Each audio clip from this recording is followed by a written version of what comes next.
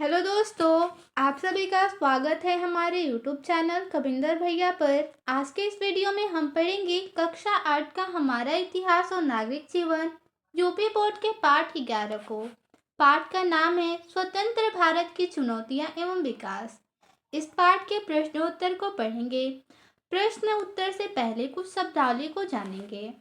देखिए, पहला शब्द है अग्रसर। अग्रसर का अर्थ होता है आगे बढ़ता हुआ या विकासशील। दूसरा शब्द है अनाधिकृत। इसका अर्थ होता है जिस पर अधिकार न हो। तीसरा शब्द है निर्यात। तो जब एक देश अपने यहाँ बने सामान को दूसरे देश में बेचता है तो उसे निर्यात कहते हैं। प्रश्न नंबर पहला है बहुविकल्पीय प्रश्न।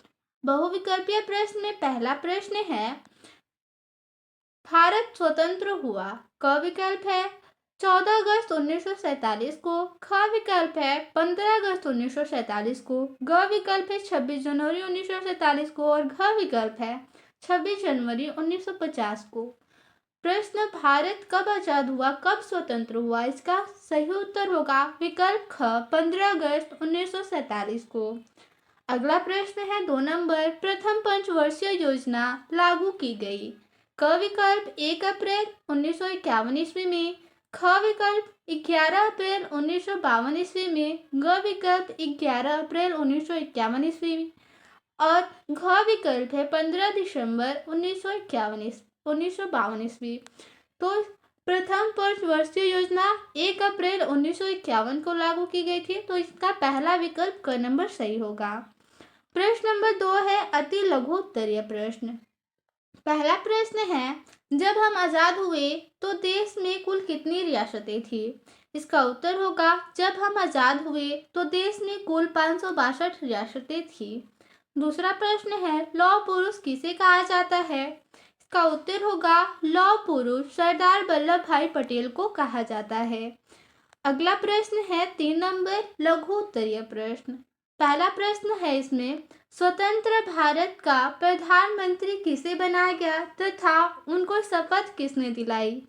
इसका उत्तर होगा स्वतंत्र भारत का प्रधानमंत्री पंडित जवाहरलाल नेहरू को बनाया गया तथा उनको शपथ गवर्नर जनरल लॉर्ड माउंटबेटन ने दिलाई। दूसरा प्रश्न है शरणार्थियों को समस्या क्या थी?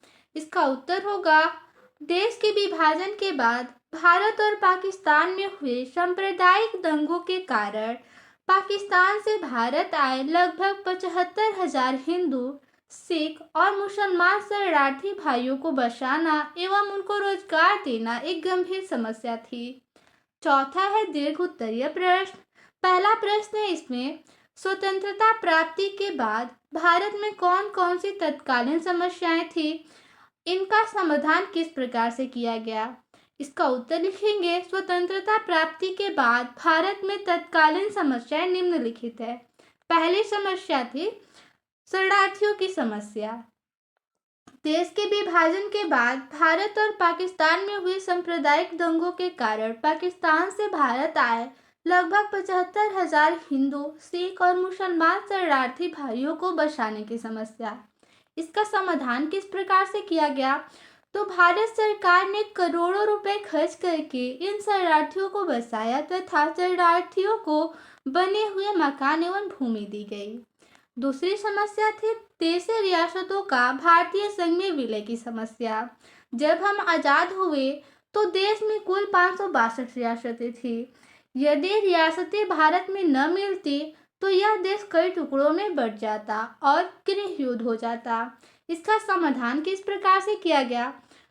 तो उस समय के हमारे उप प्रधानमंत्री व केंद्रीय गृह मंत्री सरदार वल्लभ भाई पटेल ने बड़े ही सूझबूझ से अधिकांश रियासतें भारत में मिला ली। इसी सूझबूझ के कारण इन्हें लौह पुरुष कहा जाता है। तीसरी समस्या पाकिस्तान का भारत पर आक्रमण। स्वतंत्रता के तुरंत बाद पाकिस्तानी कबायलियों ने कश्मीर में धावा बोलकर 1/3 भाग पर अधिकार कर लिया। कश्मीर के महाराजा ने भारत में सम्मिलित होने की अपील की।